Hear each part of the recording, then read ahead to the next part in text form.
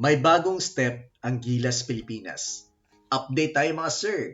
May 4 na fresh faces na nadagdag sa national pool. At mukhang may shift in strategy si Coach Tim Cone. Pero good move ba ito o baka lalong gumulo? Tara, dissect natin. Nung formally na-appoint si Coach Tim Cone bilang head coach ng Gilas, malinaw ang gusto niya. Isang 12-man lineup lang na maglalaro sa lahat ng qualifying windows. Ang goal ay chemistry at familiarity. Long-term success. Na-anticipate kasi nito yung calendar ng PBA at B-League na hindi sila pwedeng mag-practice lagi. So kapag 12 players lagi, kahit di sila nagpa-practice ng matagal, may familiarity na sa isa't isa at sa triangle offense. Pero ito ang reality ng basketball. Laging may injuries. Injuries started piling up.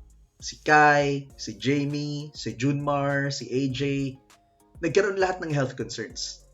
Kaya nagdagdag ng 2 reserves. Sina Mason Amos, a young stretch big with international experience. At si Japet Aguilar, ang ever-reliable Gilas vet. Originally, yung 12-man lineup pa rin lagi at reserves lang si Mason at Japet kung may injury. Pero laging may injury. So ang nangyayari, kahit sino sa 40 ng healthy, sila ang sumasapa. Recently, may little change in strategy. Nagdagdag na ngayon ng 4 na bagong players sa pool. 2 Ginebra boys, RJ Abarrientos, an explosive guard with international exposure. Naglaro sa Korea, Japan, at sa Gilas team dati ni Coach Tab Baldwin. May exposure na sa triangle offense with Ginebra. Sa edad niya, he's one of the most polished young Filipino point guards today. At least, kapag may guard na injured, meron na tayong depth. Troy Rosario. He was a consistent presence sa Gilas dati nung talk and text pa siya. Now na nasa Ginebra na siya at may exposure to triangle offense, no-brainer na masali siya. Isang versatile forward, may outside shot, experience, and can stretch the floor bilang big man. Plus, sanay na sa pressure situations. Renz Abando. Fan favorite for a reason. High flyer, shot blocking wing, and clutch shooter. Galing din siya sa Korea, and malaking bagay ang athleticism niya. Naglaro na rin siya dati sa Gilas. Xavier Lucero. A versatile forward.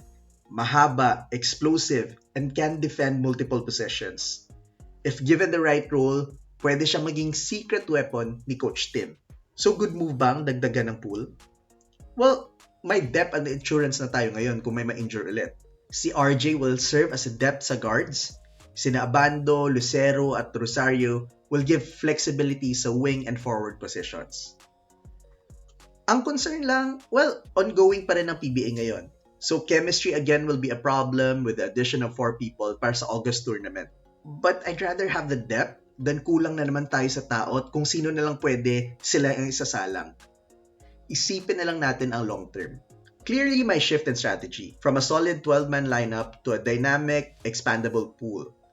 Hindi ito masama, but only if handled right. Ang tanong, kaya ba ng coaching staff i-manage ang changes habang tuloy ang goal na long-term chemistry? Ikaw, agree ka ba sa dagdag na system na to? Or may iba ka bang gustong player sanang nadagdag? Drop your thoughts sa comments. And don't forget to like, share, and subscribe para sa mas marami pang Gilas deep dives dito lang sa The Pinoy Step. Oh! Rosario! Oh! We've got to ask Olomia later if that was a pass, but... Woo!